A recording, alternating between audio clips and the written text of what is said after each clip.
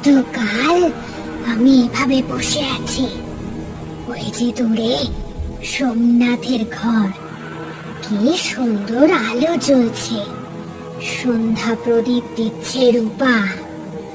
আহা, শাঁখের আওয়াজ, ধূপের গন্ধ।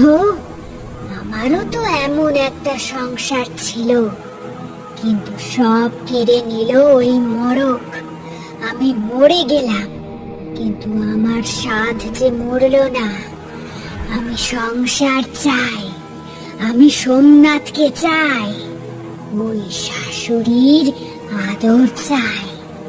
রূপা, তুই সরে যা, তোর জায়গায় আজ আমি যাব। মা, ও মা, আজ হাটে বড় ভালো কই মাছ পেয়েছিলাম। রূপাকে বলো ঝাল ঝাল করে রাঁধতে। তোর তো শুধু খাওয়া আর খাওয়া। বউটা সারাদিন খাচ্ছে, তার দিকে একটু খেয়াল রাখিস। ও মা, তুমি ওনাকে বকো না, উনি তো আমার জন্যই এত খাটেন। ইস, কিসের এত পচা গন্ধ। হঠাৎ রূপার মনে হলো তার পেছনে কেউ দাঁড়িয়ে আছে, ঘাড়ের কাছে ঠান্ডা নিঃশ্বাস। সে ধীরে ধীরে পেছনে ফিরল। তার ঠিক সামনে দাঁড়িয়ে সেই তেঁতুল গাছের পেতনি, কিন্তু এখন আর সে গাছের ডালে নেই। তার আকার এখন বিশাল, চোখ দুটো আগুনের ভাঁটার মতো জ্বলছে। রূপা, ও রূপা, কে কে তুমি?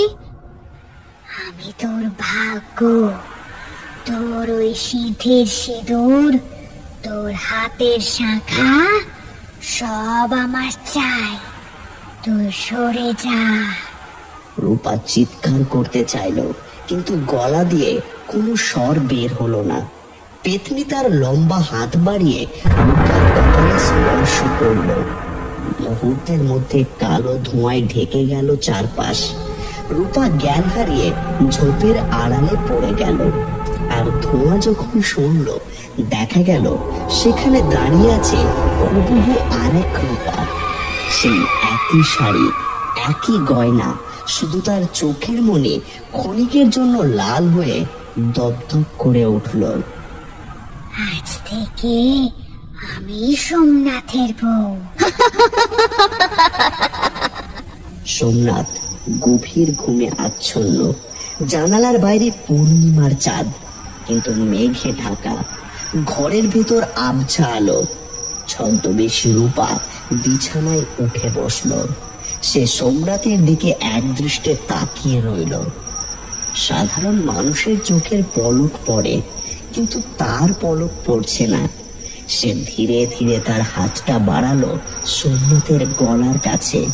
নখগুলো হঠাৎ বড় হতে শুরু করলো। আবার সে হাত সরিয়ে নিল। না, এখন না, আগে সংসারটা ভোগ করে নি। অনেক দিনের খিদে আমার।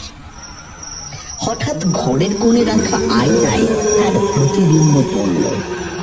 আয়নায় কিন্তু সুন্দরী রূপা দেখা গেল না। দেখা গেল এক কদাকার গলিত মাংসের মুখ। পেতনি খিক খিক করে হেসে উঠল। সেই হাসির শব্দে বাইরের কুকুরগুলো একযোগে ডেকে উঠল।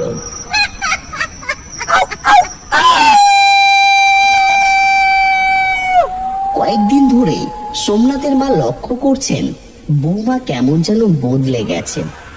আগে রূপা স্নান করে ভিজে চলে তুলসী তলায় জল দিত, এখন সে তুলসী গাছের ছায়াও মাড়ায় না। মা দুপুরে রান্নাঘরের পাশ দিয়ে যাচ্ছিলেন। ভেতর থেকে অদ্ভুত শব্দ আসছিল, যেন কোন পশু হাড় চিবোচ্ছে। কৌতূহলে মা দরজার ফাঁক দিয়ে উঁকি দিলেন। তিনি যা দেখলেন তাতে তার রক্ত হিম হয়ে গেল। দেখলেন চুলায় দাউ দাউ করে আগুন জ্বলছে, ভাতের হাঁড়িতে টকবক করে ফুটছে মার। রূপা খালি হাতে সেই ফুটন্ত ভাতের হাঁড়িতে ডুবিয়ে দিচ্ছে, আর গরম ভাত মুঠো মুঠো করে মুখে পড়ছে। তার মুখে যন্ত্রণার কোনো ছাপ নেই, বরং এক পৈশাচিক আনন্দ। এ তো আমার রূপা নয়, এ কাকে ঘরে তুললো আমার ছেলে? মা কাঁপতে কাঁপতে নিজের ঘরে চলে গেলেন। তিনি বুঝতে পারলেন বিপদ এখন ঘরের ভেতর। সেদিন সোমনাথ বাজার থেকে জ্যান্ত মাগুর মাছ এনেছিল। পেতনি মাছগুলো কুটতে বসলো। মা আড়াল থেকে লক্ষ্য রাখছিলেন। হঠাৎ তিনি দেখলেন পেতনি মাছগুলো বটিতে কাটছে না, সে একটা জ্যান্ত মাগুর মাছ তুলে ধরলো। মাছটা ছটফট করছে। পেতনি হা করে মাছটার মাথাটা কামড়ে ছিঁড়ে নিল। রক্ত গড়িয়ে পড়লো তার থুতনি বেয়ে। সে জিভ দিয়ে সেই রক্ত চেটে নিল।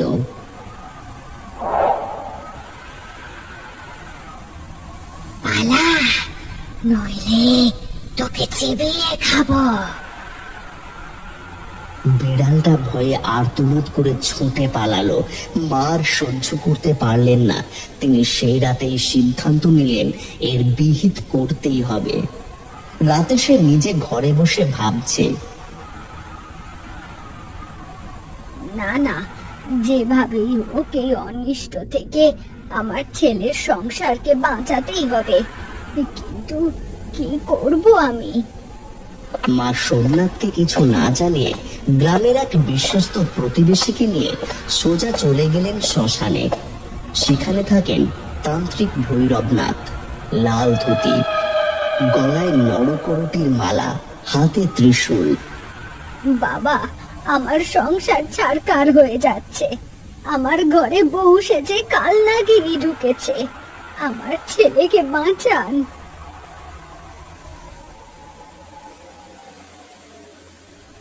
আমি দেখতে পাচ্ছি মা, তোর বউ এখন দিঘির তলায় আটকে আছে।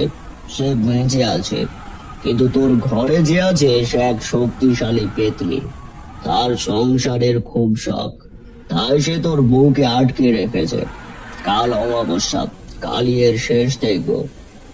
তান্ত্রিক মাকে একটা মন্ত্রপুত কবচ দিলেন সোমনাথের জন্য এবং কিছু সরিষা ও লোহার পেরেক দিলেন। কাল রাতে আমি আসব, ততক্ষণ সাবধানে থাকিস। বাইরে ঝোড়ো হাওয়া বইছে। সোমনাথ কবচ পরে ঘুমোচ্ছে, তাই পেতনি তার ধারে কাছে ঘেঁষতে পারছে না। সে রাগে সারা ঘর পায়চারি করছে। তার হাঁটার ধরন অদ্ভুত, মাটিতে পা পড়ছে না, সে ভেসে ভেসে চলেছে। হঠাৎ উঠোন থেকে ভৈরব তান্ত্রিকের গম্ভীর হুঙ্কার ভেসে এলো, ওরে মায়াবিনী, বেরিয়ে আয়, বেরিয়ে আয়, আর কতদিন ছদ্মবেশে থাকবি? পেতনি জানলা দিয়ে তাকালো, দেখলো সোমনাথের মার তান্ত্রিক উঠোনে যজ্ঞের আগুন জ্বেলেছে। পেতনির সুন্দর মুখটা মুহূর্তের মধ্যে বিকৃত হয়ে গেল। সে জানালা ভেঙে উঠোনে লাফ দিল। কেন এসেছিস তোরা? সোমনাথ আমার, এই সংসার আমার। আমি কাউকে এখানে থাকতে দেব না। সোমনাথ শব্দ শুনে বাইরে বেরিয়ে এলো। সে তার স্ত্রীকে এই অবস্থায় দেখে পাথর হয়ে গেল। রূপা, কি করছো তুমি? তোমার গলার স্বর এমন কেন? ওরে, ও তো রূপা নয় খোকা, ও এক মায়াবী রাক্ষসী। সরে আয় ওখান থেকে। এবার তার আসল রূপ ধারণ করলো। তার উচ্চতা বেড়ে তাল গাছের সমান হওয়ার চেষ্টা করলো। গায়ের চামড়া পোড়া, দাঁতগুলো মূলোর মতো বড় বড়, চোখ দিয়ে আগুনের হলকা বের হচ্ছে। সে হাত বাড়িয়ে সোমনাথকে ধরতে গেল। ওম হ্রিং ক্লিং পিশাচিনী বসমানৈ স্বাহা। ওম হ্রিং ক্লিং পিশাচিনী বসমানৈ স্বাহা। জ্বলছে, আমার গা জ্বলছে। পেতনি যন্ত্রণায় ছটফট করতে করতে মাটিতে পড়ে গেল। সে মাটির উপর হামাগুড়ি দিয়ে তান্ত্রিকের দিকে তেড়ে এলো। তান্ত্রিক এবার তার ত্রিশূলটা মাটির উপর গেঁথে দিলেন এবং চারপাশে আগুনের গণ্ডি কেটে দিলেন। তোর জায়গায় সংসারে নয়, তোর জায়গা অতৃপ্ত আত্মাদের জগতে। ফিরে যা। আমি যাব না। আমি শুধু একটু ভালোবাসা চেয়েছিলাম। বেঁচে থাকতে কেউ আমাকে ভালোবাসেনি, মরে গিয়েও কি আমি সংসার পাবো না? মায়ায় ভুলিস না খোকা, ও আমাদের মেরে ফেলবে। তান্ত্রিক এবার একটা বড় তামার ঘটি বের করলেন। তিনি উচ্চস্বরে মন্ত্রপাঠ করতে লাগলেন। ওং রিং ক্লিং পিশাচিনি বসমানয় স্বাহা। ওং রিং ক্লিং পিশাচিনি বসমানয় স্বাহা। না না, আমাকে বন্দি করো না। এক প্রবল ঘূর্ণি বাতাস তৈরি হলো। পেতনির শরীরটা ধোঁয়ার মতো পাক খেতে খেতে সেই তামার ঘটির দিকে এগিয়ে গেল।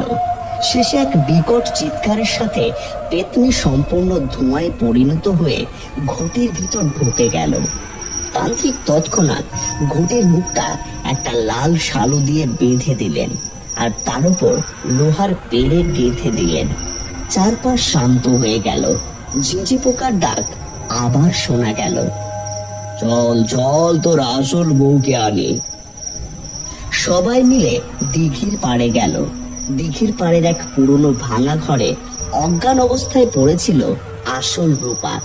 তার শরীর বরফের মতো ঠান্ডা, মুখ ফ্যাকাশে। সোমনাথ দৌড়ে গিয়ে রূপাকে কোলে তুলে নিলেন। আমি কোথায়? সেই ভয়ঙ্কর মেয়েটা, সে আমাকে বলেছিল। আর ভয় নেই, সে চলে গেছে। আমি আছি, মা আছেন। বৌমা, কাল যা হলো তা ভুলে যাও। মনে রেখো, ভালোবাসা আর সততার জোরের কাছে কোনো অশুভ শক্তি টিকতে পারে না। তবে হ্যাঁ, আর কখনো একা একা ওই দিঘির পাড়ে যাবে না। ভোরের আলো ফুটেছে। পাখির গানে গ্রাম আবার জেগে উঠেছে। সোমনাথের উঠোনে আবার শান্তির বাতাস বইছে।